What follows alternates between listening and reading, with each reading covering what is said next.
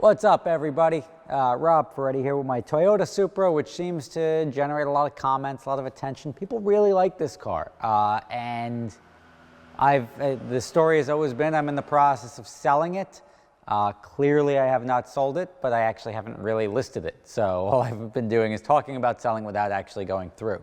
I want another one if I do sell this one, but then I started thinking to myself, well, am I just being crazy, and is there an actual difference between a 19,000 mile Supra and a 20,000 mile Supra, 21,000, 22,000? Like, at what point in time is there like a negative price impact by me driving this? And even if I drove it a lot, or what I would consider a lot, which is a couple of times a year given all the other cars I have, it'd be like 300, 400, 500 miles a year that I'd end up putting on it. So, I mean, since I've done about 600 or 700 miles in the last 8 years, I can't even really see how I'm going to be putting that many miles on it.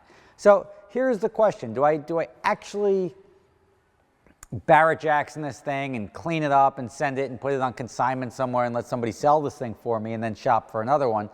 Or do I go out and drive this thing and list it for sale on a long term like eBay or something like that, wait for the right guy to come in, but go out and enjoy it? Right now, this car has only run on race gas, so I would then switch it over to the pump gas tune, so it'll make 600, so it's more drivable. I can go out and enjoy it. Now, unfortunately, I'm gonna have to swap the tires. I was just looking in here, there's a couple little cleanup things. This fan cover here, the shroud that goes over this, it broke because the hood was bouncing up and down at 213 miles an hour. That's pretty cool. So that fan thing's got to be replaced. And then you got stuff like the throttle body and this, I guess it's a brake fluid reservoir. No, it's brake booster. This is power steering probably. They're rusting out, or not rusting out, but like they're showing their age. I got to either polish them up or replace those. Just make it look nicey nice under here again, because they sort of cheapen the look of it. I'll get this repainted. This has got a chip on it here. But little stuff like that, if it needs new spark plugs, switch it over to the pump gas. And then the last time I drove this was after SEMA. It was on display over at SEMA a few years ago.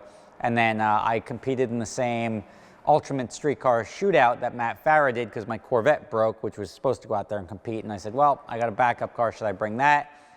They said, bring it. And the same thing as Matt. This thing had Hoosiers on it at the time. I had to switch it over to the street tires that came on my HREs, which were made in 2002. So I had like 10 or 12-year-old tires driving this thing through the desert. And Matt and I at the Ultimate Street Car Shootout, like, I think Matt came in dead last and I was like 3 from last, because these cars were completely useless. There's guys that sort of brought support trailers and we just pull up and be like, yeah, where do there's no way you can put down like 900 plus wheel horsepower on 10-year-old brick street tires.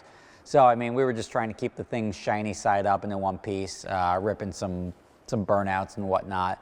But that was the last time this thing was driven. Those rocks definitely have to be replaced. There was a start-stop challenge, and I put the Hoosiers back in the back, but now they're too old anyway.